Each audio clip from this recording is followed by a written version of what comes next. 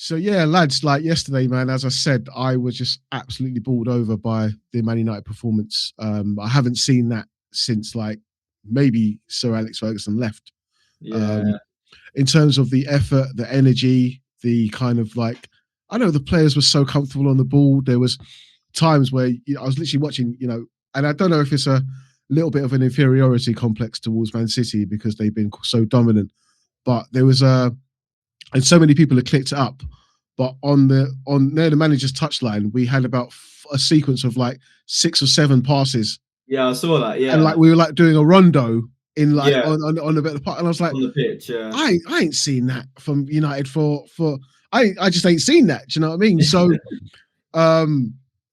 in terms of like Ruben Amorim and having that time, as I was kind of alluding to, I kind of wanted it to work. Do you know what I mean? Because he's like a young manager. He kind of like came in with a philosophy. He's kind of like he wanted him to succeed, but it just what I saw yesterday was just night and day. yeah, Carrick had 3 days with them, crazy. and got that. I don't know if that's a bounce, but Darren Fletcher was in there before, and we didn't perform well under him. So I don't know, man. What's you guys' interpretation of what you saw yesterday? I don't know. I've always got views. I let Rufus kick off because I will dominate the conversation. Go on, Rufus, you can kick off. Yeah, you know what? I didn't watch the game, but I saw the results coming through, and I've seen a few highlights, like you mentioned, the nice little tiki taka near the touchline. Mm-hmm. But yeah, obviously, I mean, I wasn't too happy as a Liverpool fan. You know, we don't really like United, and I don't want to see Arsenal get their league title as well. So nothing worse than that, mate. Nothing worse than that. They're awful. They're awful. But yeah, no, it was a weird one, you know, because I did expect City to go in there and do the business as they have done to United over the last few years. But it's good, like you mentioned, it's crazy how in just a few days of taking over, Carrick has almost transformed this United team. And I don't want to go too far. Yeah, don't go. Yeah. We got Arsenal next. Yeah, that'll be the real test. But look at someone like Kobbie Mainoo, who's been out the side for practically the whole season, and he just drops them in, and he has a great performance, you know. I just thought, like, watching the game as well, sort of thing. Obviously, you know, going in with that obviously inferiority complex that I talked about, like, you know, and then the game started, and then I just sort of saw this kind of thing that I would usually see with Ruben Amorim. We can play well for like 15 minutes or so, and then like once the other team gets their sort of like bearings of the game, it just goes completely the other way. And when I saw it weren't changing up until half time, I was like, bruh, do you know what I mean? So, do you know what I mean? Like the effect, my confidence went up, and I was like, yeah, let me watch the second half and see what we can do. And like, it just like, I've never seen Bruno Fernandes run that much. I've never seen, like, it just shows you can't play him as a 6 because he's a 10. Do you know what I mean? So put him in all of these things that Ruben Amorim were doing in terms of just the system and being inflexible, just all seem to kind of like, I'm not saying it's just one game, guys, but it just seemed like there was like, I'm not changing, not the Pope couldn't change my tactics, or it just seemed like as much as I wanted him to do well, that arrogance of like the unadaptability. I mean, even like Slotter's had to learn it. Even like there's so many things where you have a system, but you've got to have an A, B, and C in the Premier League. Yeah, I also think like the formation just suits the players a lot more. Yeah, you look at someone like Dorgu, for example, not really a wing back, in a traditional left back role.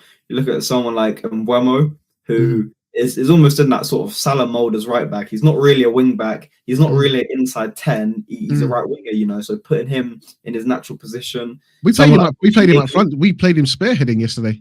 Actually. Oh yeah, yeah. Number 9 yesterday. So he ran the lines, and then Bruno basically, like, because I don't want to go into too many technicalities. Obviously, we've got, like, you know, basically City play out and basically split the two defenders, and then start passing from advancing the ball from there. But what we did was Bruno and Mbeumo just kept on breaking like the passing lanes. So they played a young centre back called Erling, and he had a nightmare. He got taken off at half time because he kept on misplacing the passes because of the pressure. And then like basically Rodri had to then like couldn't go into that advanced position to then take the ball and move it on. But it's the tactical understanding from Man United yesterday was something that it's like we've been tacticless for like years. Do you know what I mean? Like Carrick just came and gave us some tactics. You know, I've got to just bring in a little bit of old school into it, because I think, and I hear it from some of the old school commentators,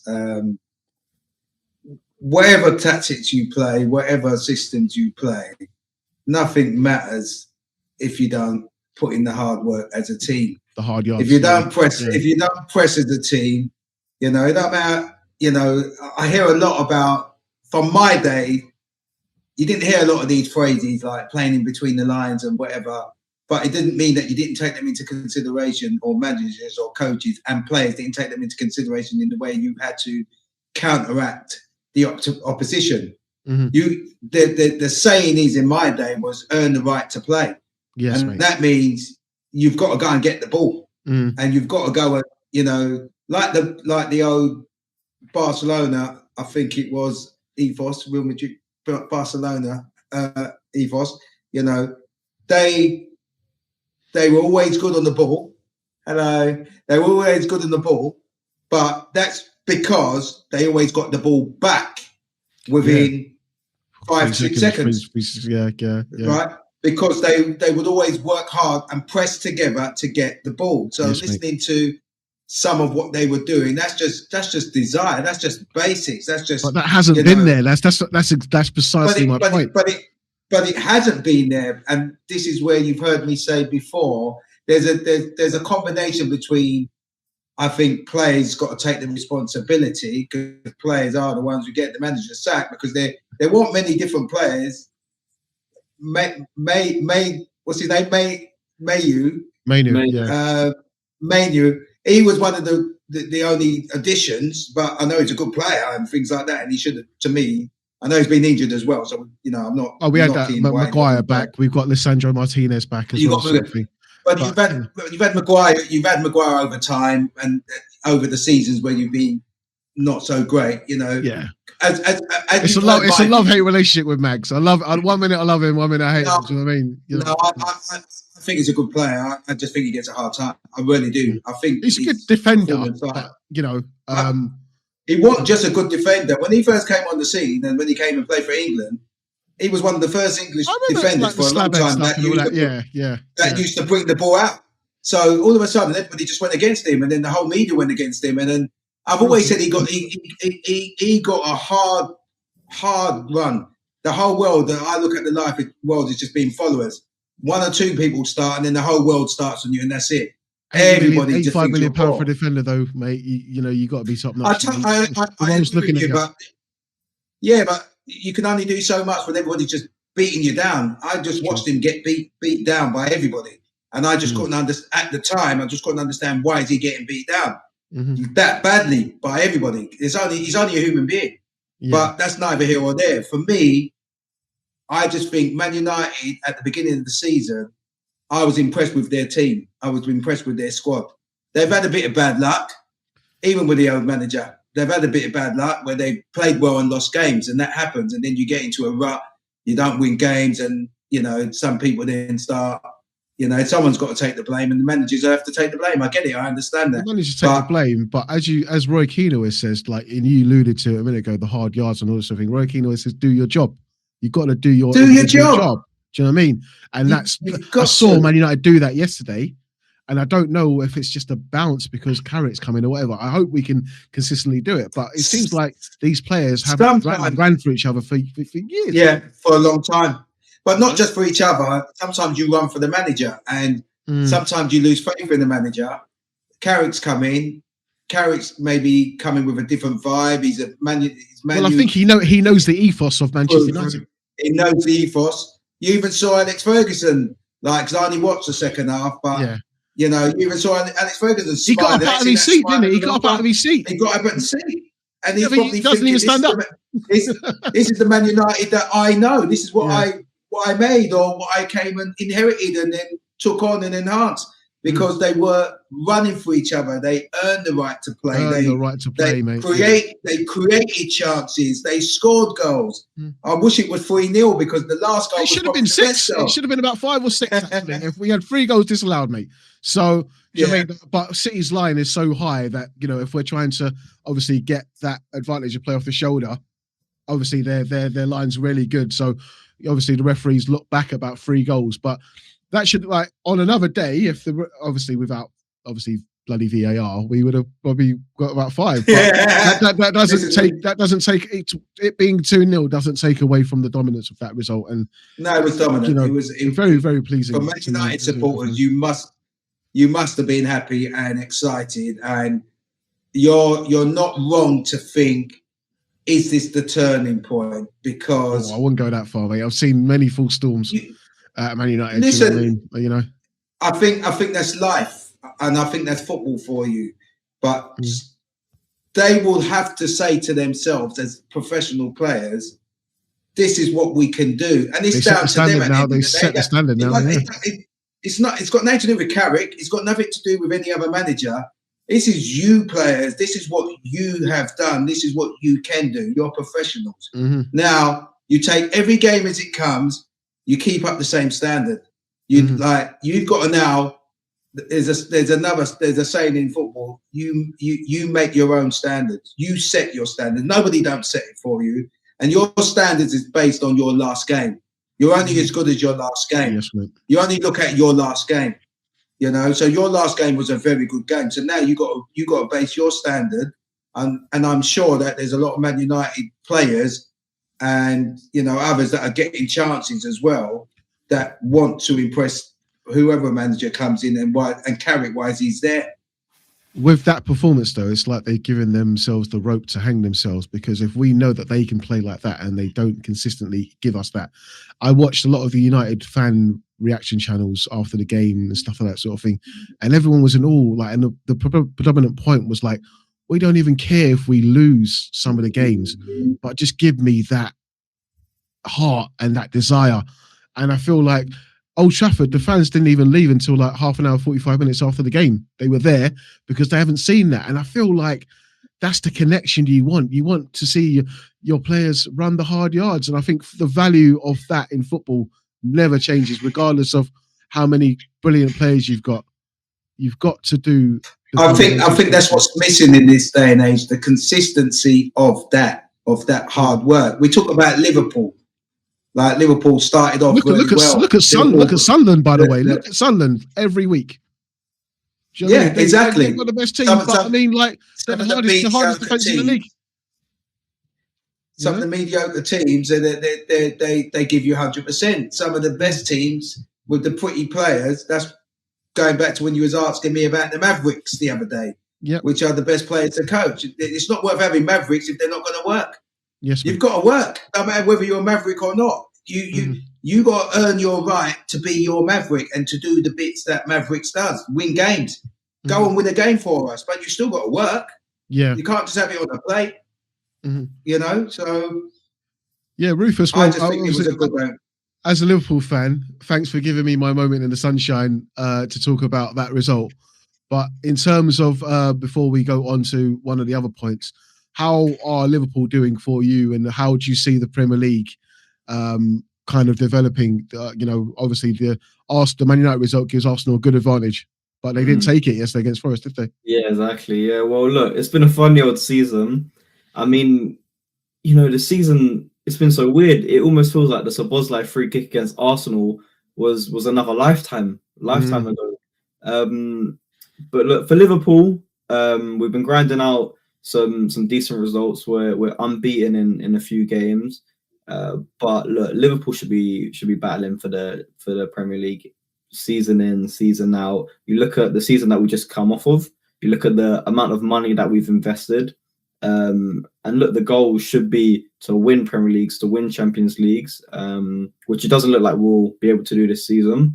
But look, you've got to turn these draws into wins at some point. Although we're unbeaten, you know, a draw against Fulham, a draw the other day, these are the type of games where if you do want to be Premier League champions, you have to win. I know a lot of people are slot out at the moment. For me, I'm happy to see out the season. I think balance has almost been restored in a way. We're not losing, like we were for that period a month ago. And I'm happy to just reevaluate when we get to there. Top 4 for me is a must this season. We need to be playing Champions League football. And I have faith that we'll get it. And obviously a Champions League run will be great. Liverpool in the Champions League, there's something special about that. And Anfield night in the Champions League. Yeah, not Anfield. Yeah. And we've shown we've got the players, we've got the quality. So I wouldn't rule out a Champions League run. I think if we do manage to go far and hopefully win that competition, that could be something that saves Slot's job. But for now, I'm happy just to ride it out to the end of the season, get top 4, be stable, and then we can reevaluate that. One of the things that have been so surprising, though, is in terms of like the form of individual teams, though, because I mean, at the start of the season, you look at Aston Villa and you would go, "What the hell is going on there?" Emery nearly sacked. Yeah. And then now they're on such a great run. They've lost a few games, but nowhere's easy to go. You go to Selhurst Park, you're going to get a game. You go to the stadium of it's a tough league where no one apart from Arsenal at the moment, in a miniature way, kind of pulling away. Do you know what I mean? Like no result is certain. You're not rocking up to anywhere expecting to win this year. It's not an easy game anywhere. And Spurs, Lionel, what's going on? You tell me. They frustrate me. I mean, they have got some decent players. I don't think I'm happy with the players, the team overall. I don't think we got enough players to dominate the game the way they need to dominate if they want to become one of the top 4s. What do you think about Frank? I didn't really know much about him in the first place, to be honest with you.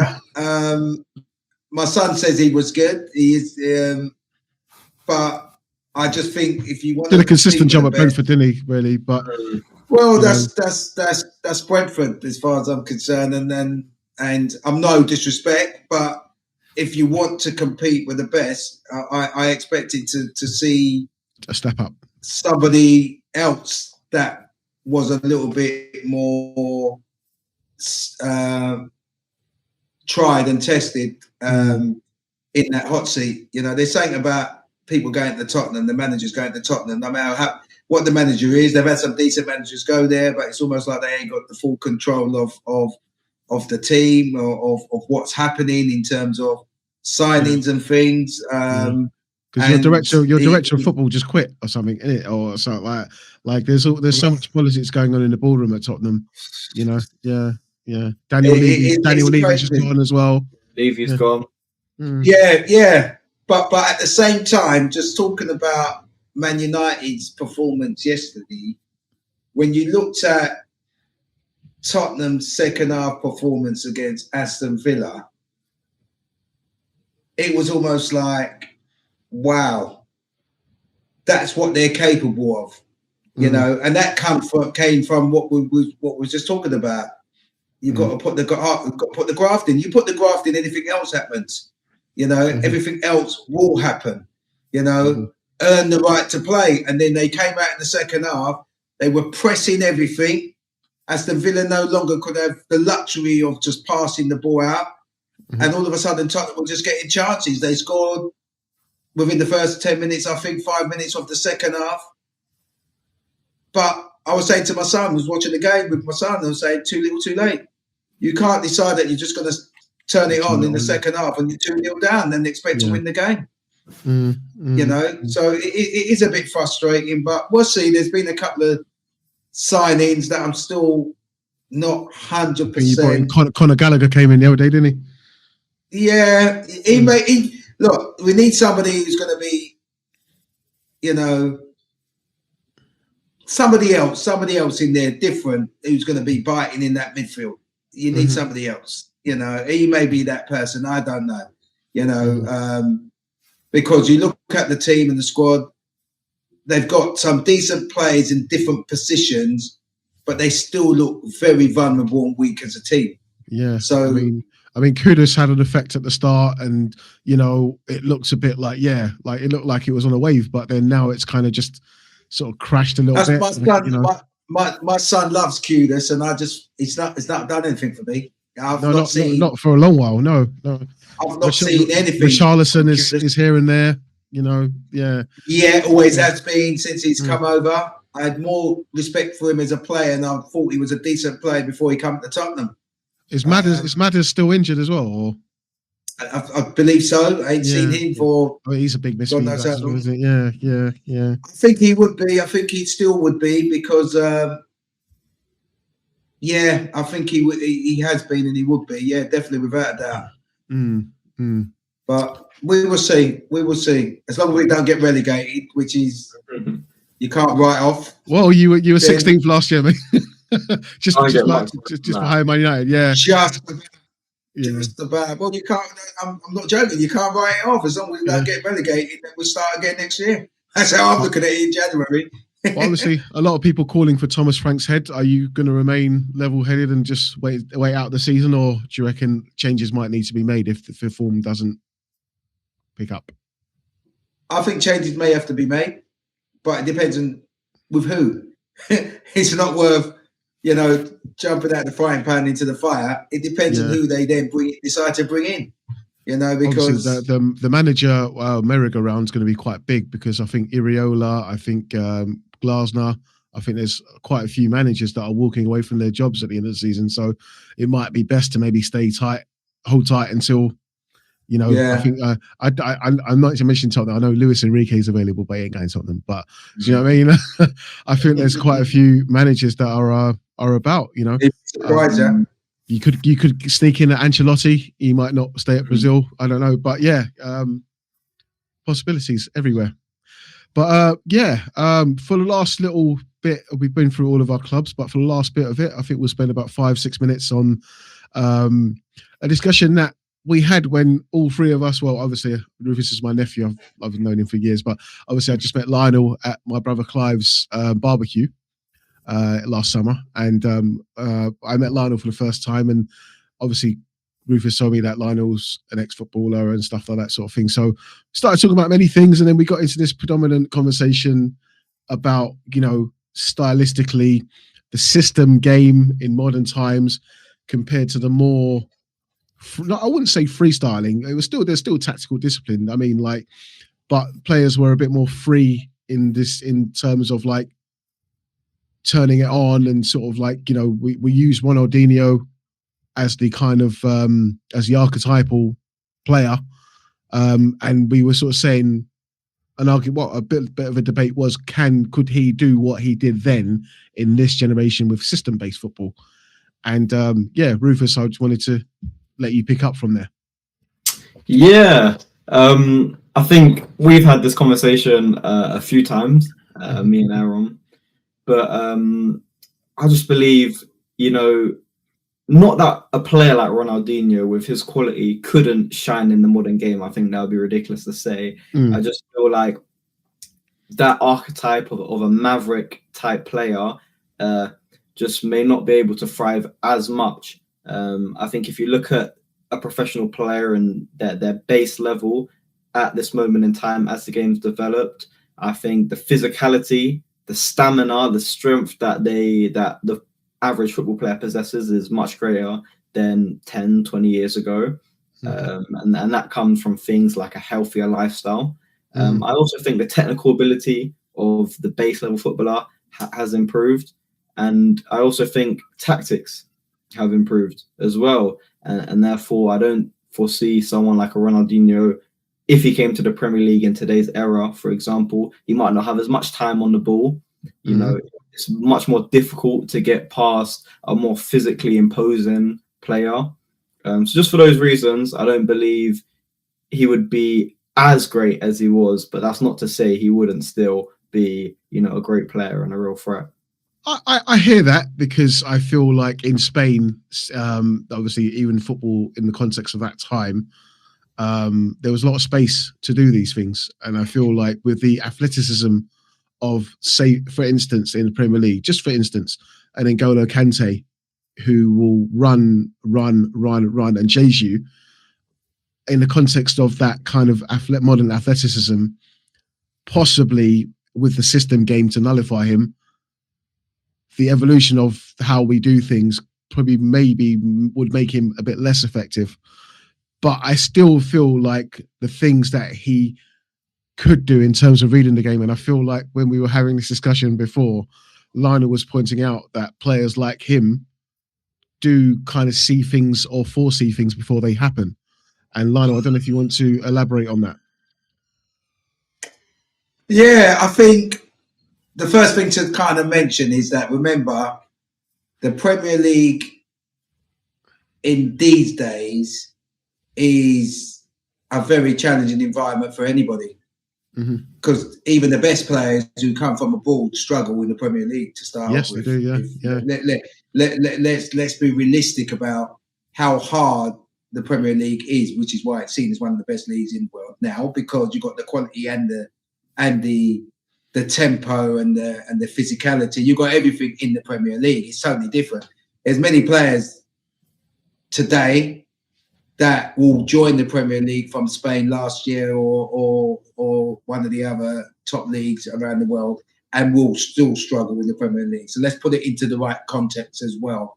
If you're talking about Ronaldinho in this era, or players of that ilk, say Ronaldinho, but yeah. So yeah, but Ronaldinho or players or similar players in say the equivalent of the Spanish league.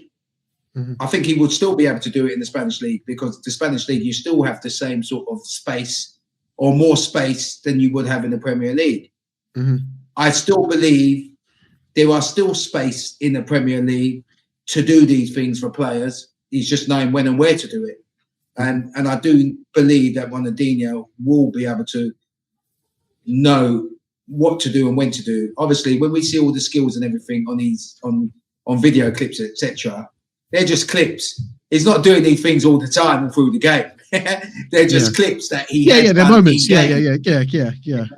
They're just moments. So if he was in this era, you'll still see those moments, no matter what league he's playing in, because of him as the player that he is. And even if he was in the Premier League, you'll see some of those. You would see some of those. I believe you will still see some of those moments that he will be able to do. I do agree with what Rufus says, like they're fitter, they're stronger, but everybody's fitter and stronger, even attacking type players. He's an attacking type player, so he's a stronger type player. So he will be able to attack you with more aggression. When you're an attacking type player, you do attack people aggressively. That's your instruction. Attack him aggressively. So there is a bigger difference between an attacking wide player in 1980s to an attacking wide player now. You see it now. You see the fullbacks now that are flying past defenders now. Fullbacks used to do that. Yeah. They weren't doing that back in the days. You had a few doing it, like Ashley Cole and things. Or Piercy or whatever, something like that. Yeah. But virtually every left, right back, they're now questioning whether they can defend or not, because they're very good at attacking. Their main attribute is attacking play. Well, one of the key things with that was Gary Neville and Bex with the overlap, really, wasn't it? I think that was one of the key things we saw as well in the development of that role. Obviously people like Dani Alves and just took it to another level.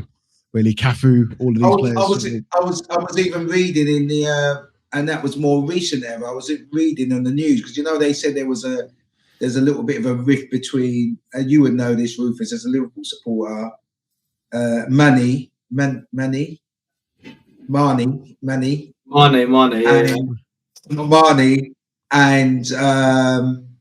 Salah. There's a little bit of a rift between them, and there was Mane, I can't say his name, man. Mane was talking about that experience, but then he was talking about the best partnership that he had at Liverpool was, what's his name? The left back. What's his name? Robbo. Robertson. He said that was the best partnership because they worked together. He was flying down, doing overlaps and things like that, but or giving him space and giving him the ball, taking the distraction of the defenders. Yeah. But also doing overlaps and just getting past the fullbacks, and he was the one who's putting the crosses in, which I thought was. I was expecting him to say another striker or midfield player, but he said it was Robinson, which doesn't make it's not really surprising because when you are a wide player, your synergy has to be with your right back or your left back. You have to be on sync with each other. But I'm just saying is that I don't think it is about the error. I think it's about the player. We as human beings are adaptable, and if we with our X factors, your X factors are only your X factors, but you still got to know how to do the other stuff, and you got to have your foundations and your basics. And once you've got your foundation and your basics up to scratch, up to the right level, then your X factors will shine. And players like that are special, and their X factors will shine. They will definitely shine. Yeah, the one thing I would want to say about, like, even in terms of like the way the Italian game is played. Like even now, I think there's a bit of an evolution in Italy where, there's a bit more forward thinking. It was very, very much like in the 90s and 80s, like defensive core, and they had some of the best defenders we can ever think of in terms of Baresi and Maldini and stuff like that sort of thing. But there was players that still went out there in Italy, even though it was a defensive structure, and still kind of broke the mold in terms of like still being able to be effective. So I think it is like, it's a very circumstantial argument we're having in terms of like, could we plonk Ronaldinho into this generation and he would be the same? I think it's kind of relative. I don't know. Yeah, I agree. It's hypothetical. Yeah. But, and I suppose it depends on his own mentality as well, because when he's going to a different place, or like the Premier League, they kick you more. How many times can he take the kicks? Would he embrace the kicks? If he don't embrace the kicks, is he following like a gym program that the players nowadays follow? These sort of things. Is he improving? His speed. He's getting quicker, more agile. For example, I think we agree on a technical level. Like he probably could like obviously be top tier. But in terms, I think that the league is very important, as Lionel mentioned, and obviously in terms of like the probably like, I think R9's my favorite ever player because I think he like redefined a position. So did Ronaldinho, but I think it was a lot earlier. And like Ronaldinho was a hyper extension of that kind of like freestyle Joga Bonito kind of mentality in football. And it had its phase, but it kind of died out very quickly because he couldn't sustain that level as you're getting into your 30s and stuff like that sort of thing. And obviously lifestyle, stuff like that, ill discipline as well. Like, there's so many factors, but I think some players are just timeless, and I think I'm still thinking that he could. So much. But man, we've been on for a long time, so we're going to wrap it up here. Rufus, thank you very much for coming on. Thank you very much. And we're gonna do this more often, right? 100%. Yeah, man. And to the gaffer, Lionel, thank you, for your insights, and we've got a lot more to do, and a lot more. A couple more people coming on. Great. But it's been great. It's been a pleasure, and all the best. All the best, Rufus, when you get back to uni. Thank you. All the best for your returns on to uni, Rufus. Thank you very much. Thank you guys. Cheers. All right. Nice one. And we're going to end the stream here. Thank you.